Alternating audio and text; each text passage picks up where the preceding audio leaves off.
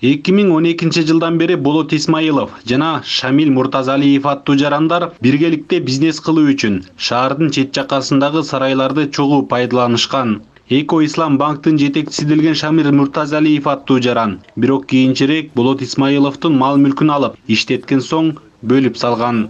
Иш соттошууга өтүп, райондук жана облустук соттон Шамил Муртазалиев утуп, анысы аз келгенсип жашап жаткан сарайынан да сот аркылуу кууп чыккан. Жогорку соттун токтому акыркы жаттанууга болбойт жана сразу аткарылыш керек.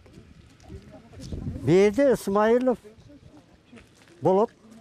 Бул токтомдун негизинде сарайына кириш керек. Бирок милициялар киргизбей атат. Банктан эч ким келбей атат. Совещание деп шылтоо айтат, тигинди айтып атат, буну айтып атат. Бул Шамил Муртазалиев, мына эки исламак эч кимди токотпойбуз да, эч кимден коркпойбуз да, любойн сатып алабыз деп мурун будан 1-2 жыл мурда айткан да. Хот канча адвокатың болот, хот канча сотуң болот, эч ким эчтеке кыла албайт деп айткан да. Акча менен баары чечилет деп койгон. А мына Кудай буйруп мына Садыр Жапаров бийликке туруп, Ташиевтер бийликке туруп, менин жумушум жүрүп мына жогорку сот менин пайдама чыгарып атат да. Бусту аламын. Чөйдүкүн бузуп, кайра кароого чыгарышты акыркы сот.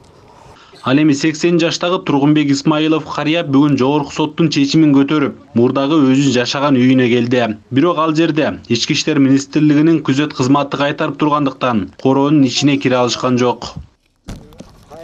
Законго баш ийесиңер балдар. Жогорку сот чыгаргандан болду да. Айласы кеткен Тургунбек ата Садыр Жапаровго ыйлап кайрылды. Анын айтымында бул жерде жашаган 5 үй бүлө турак жайсыз калган. Ошо 2012-жылдан бери алда 5-6 жыл иштетип, биздин там ташыбыз, сарайыбыз, эмебизди жок. Талада калдык, көчөдө калдык. Мына 2 бала, 3-4 кыз, 5-6 семья талада калдык. Үй жайы жок талада, көчөдө шарамык сыяктуу болуп калдык. Айнан калыс сот, аким, Садыр иним, балам, калыстык болсо ушуну туура чечип бергилечи.